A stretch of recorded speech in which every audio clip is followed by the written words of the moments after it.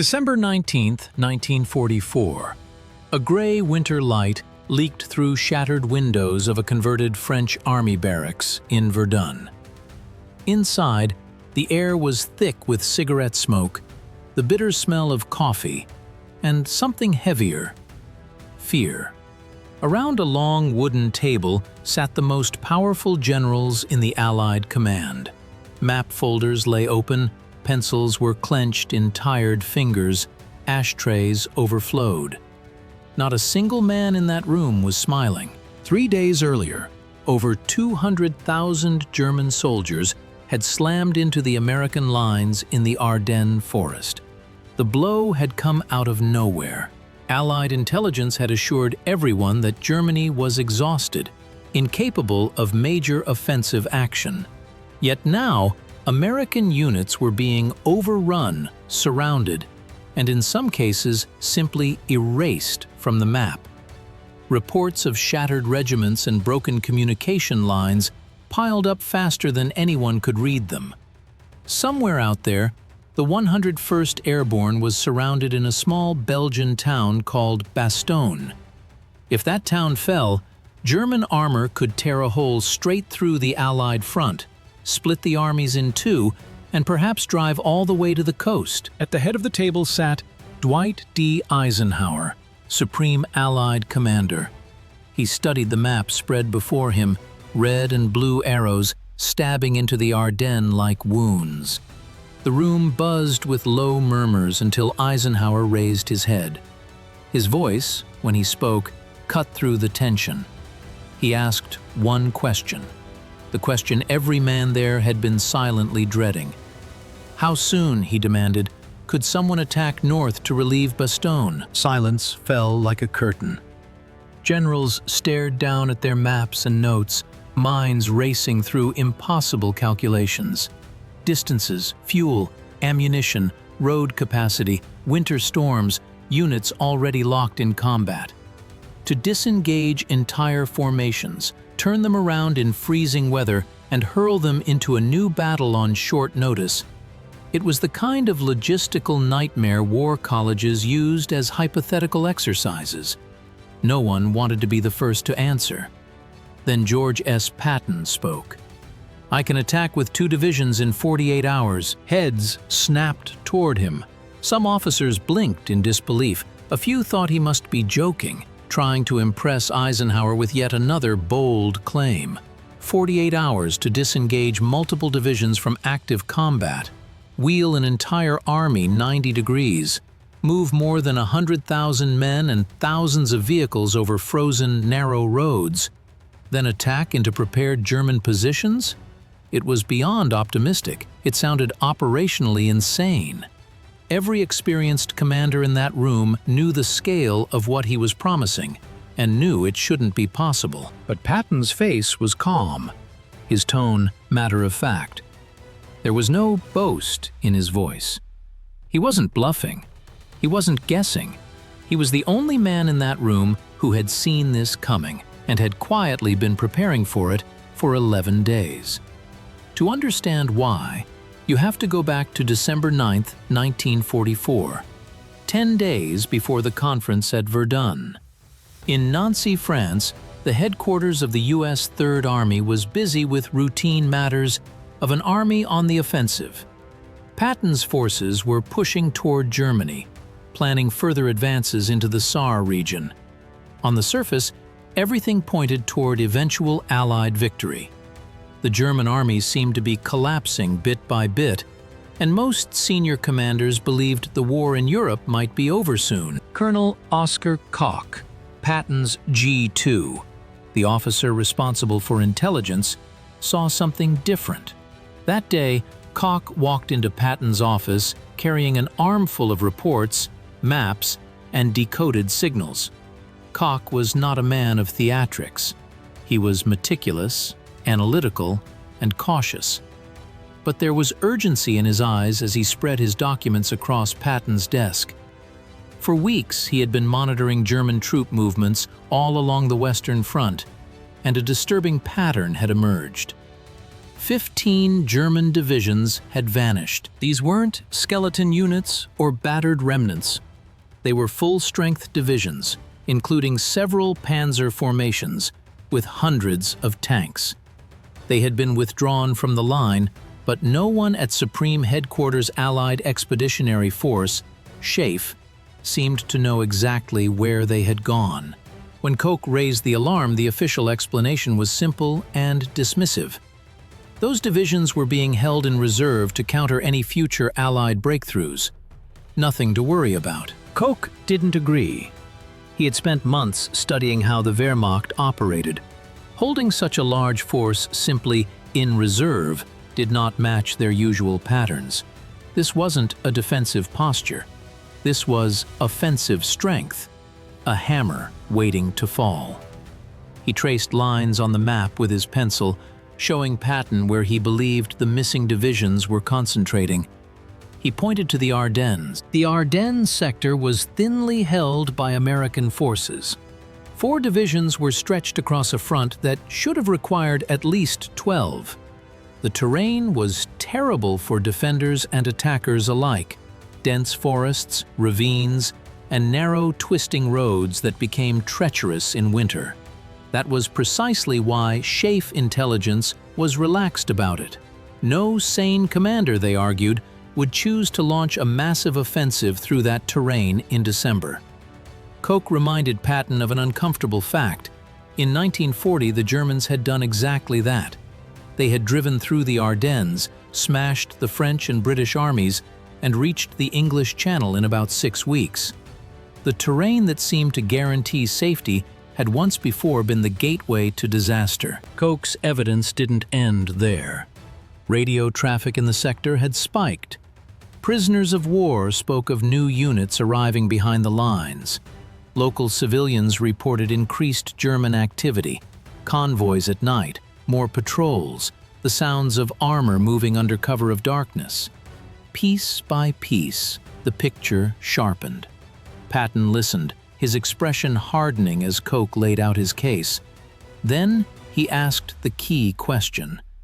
If you're right, when do they attack? Koch didn't hesitate.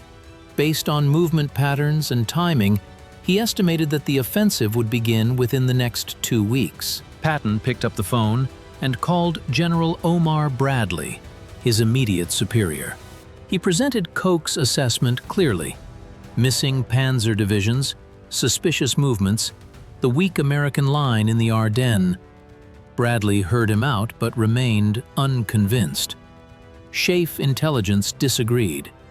They believed Germany simply didn't have the strength left for a hammer blow. The war, they insisted, was in its final phase. Bradley advised Patton not to worry. Patton put the receiver down slowly and looked back at Koch. For a long moment, he said nothing. Then he gave a simple order. Start planning. From that moment on, while Third Army continued to attack in the Saar, a secret effort began behind the scenes.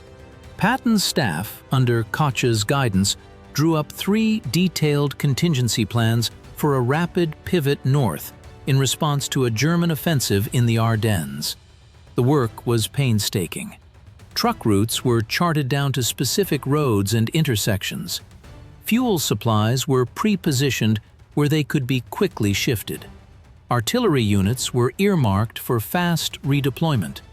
Infantry regiments were assigned exact assembly areas, staging points, and march tables.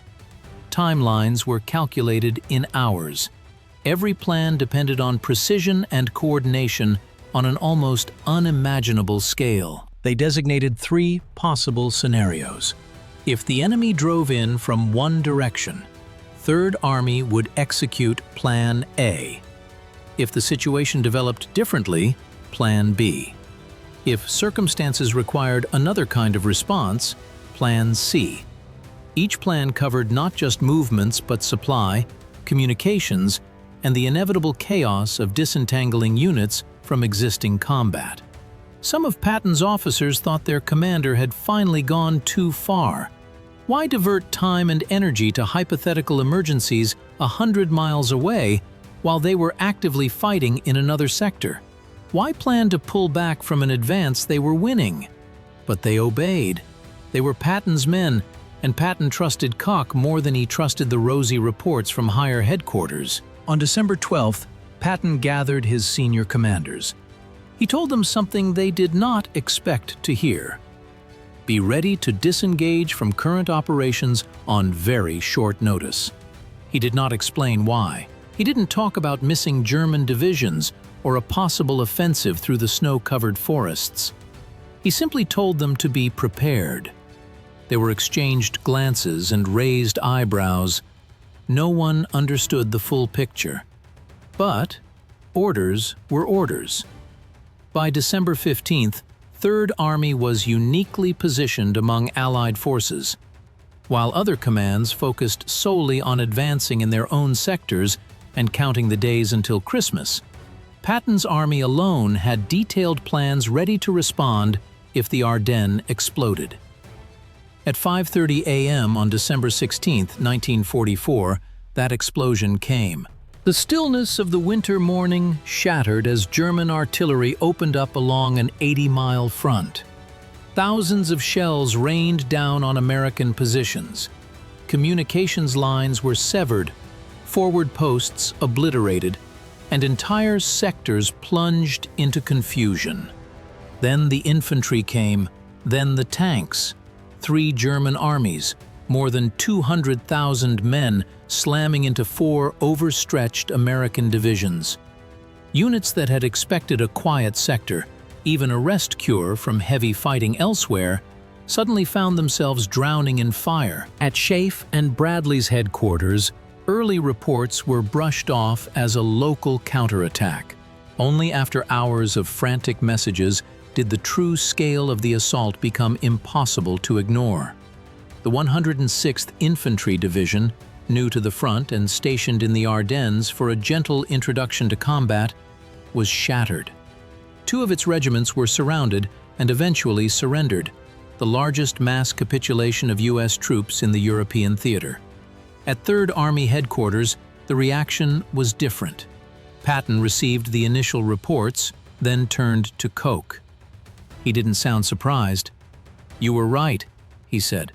"What's their objective?" Koch studied the developing picture, the pattern of attacks, the direction of the thrust, the importance of road junctions. It all pointed to the same conclusion: Bastogne. From there, the Germans could drive toward the Meuse River and beyond, aiming to split the Allied armies and seize the critical port of Antwerp. Patton nodded once. "Get me General Gaffey," he ordered. "We're executing the contingency plans." While other commands were still arguing over what was happening, Third Army began to move. Units in the Saar started to disengage, artillery began to shift, and traffic officers prepared to reverse the flow of men and equipment.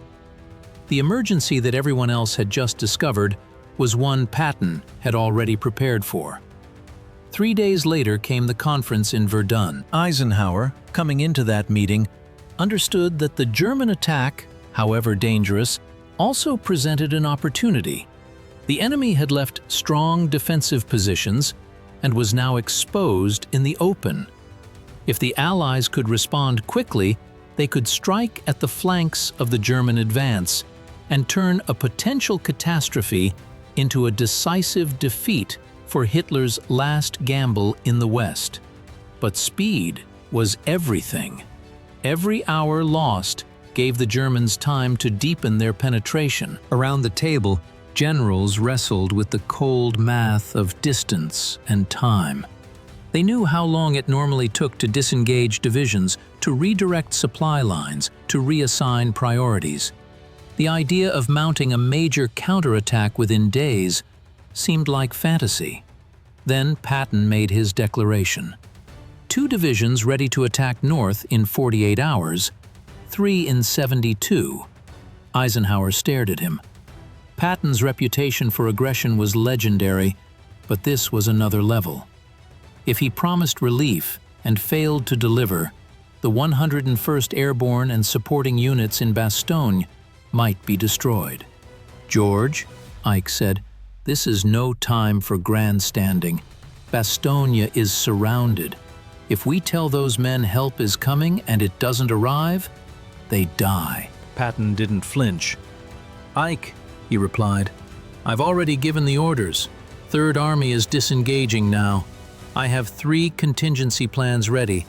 I've been expecting this attack for 11 days. The room absorbed that in stunned silence. The offensive that had shocked Schaeff, that had shattered entire divisions, that had seemed to appear from nowhere, Patton had anticipated it. Eisenhower watched him carefully. He had known Patton for years. He knew when the man was bluffing and when he was deadly serious. This time, Patton was serious. "All right, George," Eisenhower said. "Get moving."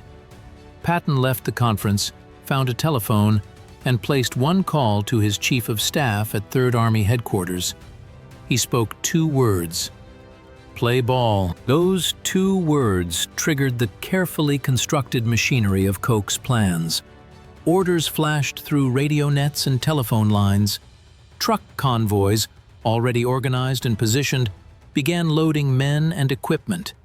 Tanks and armored vehicles rolled out of their current positions, turning north on roads now crowded with southbound traffic, wounded soldiers, retreating units, and refugees.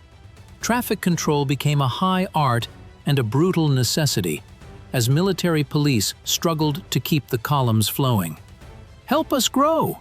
Your super chats and super stickers directly support the channel and future content. The 4th Armored Division spearheaded the movement, followed by the 26th Infantry Division and other formations. Over 133,000 vehicles would be involved in the redeployment. Tanks, half-tracks, trucks, jeeps, artillery pieces, fuel bowsers, and ambulances. The weather fought them every step of the way. Snow fell, roads iced over, engines froze. Men stood by stalled vehicles in numbing cold, fingers raw, faces stung by the wind. Yet the movement did not stop. Night and day, headlights crawled along narrow routes, command posts shifted, supply lines twisted and reformed to feed the new axis of advance. Other Allied commands still struggled to fully understand what was happening in the Ardennes. Some were only just beginning to organize countermeasures. Third Army, by contrast, was already in motion, guided by plans that had been drawn up before the first shell had fallen. By December 21st, the lead elements of 4th Armored Division were in position for the attack toward Bastogne. They had covered more than 100 miles in less than 48 hours, disengaging from combat and redeploying in some of the worst winter weather Europe had seen in decades. What seemed like a miracle to outside observers was, in reality, the execution of detailed preparation. On December 22nd, Third Army launched its attack north. The drive toward Bastogne was fierce and costly. German forces had dug in along likely routes, turning villages, ridges, and crossroads into strong points. Tank battles erupted in frozen fields, muzzle flashes lighting up the snow. Infantrymen pushed forward through woods glazed with ice, every breath a cloud in the frigid air. American units advanced, were thrown back, regrouped, and pushed again. Inside Bastogne, the 101st Airborne Division and attached troops endured constant bombardment and probing attacks. Supplies dwindled. Ammunition was carefully rationed. Medical resources stretched to the limit. On December 22nd, German emissaries approached under a flag of truce and demanded the town's surrender. Brigadier General Anthony McAuliffe, acting commander of the 101st, responded with a single famous word: nuts. The defenders held, clinging to the belief that relief was coming. 4 days later, on December 26, 1944, at 4:50 p.m., First Lieutenant Charles Boggess, commanding the Sherman tank Cobra King of 4th Armored Division, broke through the last German positions near the village of Ardennes. His vehicle made physical contact with elements of the 101st Airborne, a literal link between the besieged and their rescuers. The siege of Bastogne had been broken by the spearhead of Patton's Third Army. Patton received the news and immediately telephoned Eisenhower. "We're through to Bastogne," he reported. The relief corridor was narrow and vulnerable, and German forces struck at its flanks repeatedly. But Third Army held the line. That night, supply trucks streamed into the shattered town, bringing ammunition, food, and medicine. The paratroopers, who had endured 8 days of isolation and relentless pressure, now had what they needed to keep fighting. The Battle of the Bulge would rage on into January. The Germans never reached the Meuse. Their timetable unraveled. Their last great offensive in the West failed. But the cost to the Americans was staggering. Over 19,000 killed, more than 47,000 wounded, and approximately 23,000 captured or missing. It was the bloodiest single battle the U.S. Army ever fought. Yet even those terrible numbers could have been far worse. If Bastogne had fallen, if the 101st Airborne and other defenders had been overrun, German armor might have seized the vital road junction and exploited it to drive deeper west. The Allied front could have split. Chaos might have rippled through command structures and supply lines.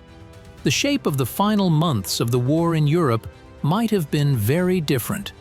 Patton's rapid counterattack didn't just rescue a town, it disrupted the entire German strategy. After the war, American officials examined the intelligence failure that had allowed the German buildup to go largely unnoticed, or rather, unheeded. How had 15 divisions vanished from the order of battle without ringing alarm bells at the highest levels? How had over 200,000 German troops and massive amounts of equipment been assembled for a major offensive, while most Allied leaders remained confident the enemy was on the edge of collapse? The uncomfortable answer was that someone had noticed.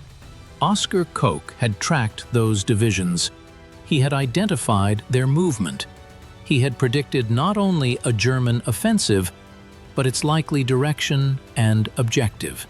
His warnings were not based on hunches or guesswork, but on systematic analysis of multiple sources of information. His reports had been passed upward. Bradley had been informed. Schaeff had received the intelligence. And yet, they had all largely dismissed it. The reason was not purely incompetence. It was assumption. Many senior officers believed the war in Europe was effectively won. From that viewpoint, every new piece of data bent to fit an existing story. Germany was too weak, too depleted to mount a major offensive. Any disturbing signals were explained away as local anomalies or defensive preparations. Koch approached the evidence differently. He did not assume the war was nearly over. He simply asked what the facts suggested, regardless of how uncomfortable the conclusions might be. His analysis pointed to danger, not safety. Still, intelligence alone changes nothing unless a commander chooses to act on it. Koch's assessment reached multiple headquarters. Most treated it as an interesting but unlikely scenario. Only one major commander took it seriously enough to build detailed plans around it: George S. Patton. He didn't just listen to his intelligence officer, he bet the posture of his entire army on Koch's being right, when almost everyone else believed he was wrong. He used precious time, staff effort, and logistical resources to prepare for a crisis that might never come. And when the crisis did come, that preparation meant that Third Army could do what no other force in the theater could: turn on a dime and counterpunch with overwhelming speed. At Verdun, the other generals had stared in disbelief when Patton calmly promised an attack in 48 hours. To them, it sounded like another example of Patton's legendary bravado. In reality, He had been quietly putting the pieces in place for 11 days. He wasn't boasting. He was simply describing what he already knew his army could do. In the official histories of the war, Third Army's relief of Bastogne is praised. But the 11 days of invisible preparation behind that achievement are often reduced to a footnote. Oscar Koch's name rarely appears outside specialized military studies. His prediction of the Ardennes offensive, one of the most accurate intelligence assessments of the conflict, was overshadowed by the broader narrative of surprise and recovery. Yet for those who study command and decision-making, the lesson is clear and enduring. Intelligence has value only when leaders are willing to question their assumptions and act before events force their hand. Preparation is not glamorous.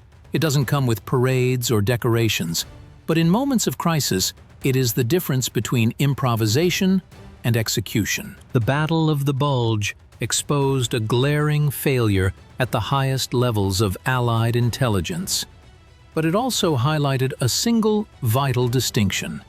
Most commanders heard the same reports and concluded that Germany could not do what the evidence suggested it was preparing to do. Patton and Koch looked at the same information and prepared for the possibility that everyone else was wrong. That is why, when the German offensive smashed into the Ardennes and chaos rippled along the front, Third Army stood ready to pivot. Not because Patton was reckless, not because he was lucky, because he believed in planning for the worst, even while fighting for the best outcome. Because he trusted an intelligence officer who saw what others refused to see. In war, victories are often attributed to courage, firepower, or sheer will. All of those mattered at Bastogne. The paratroopers who said, "Nuts!" The tank crews who broke through, the infantry who trudged forward through snow and shell fire. None of it would have been possible without a commander who prepared for the unthinkable before it became reality. That is why George S. Patton was the only general truly ready for the Battle of the Bulge. And that is why, in the end, the story of Bastogne is not just about desperation and heroism, but about foresight and trust. The quiet work done 11 days before the first shot was fired. Help us grow.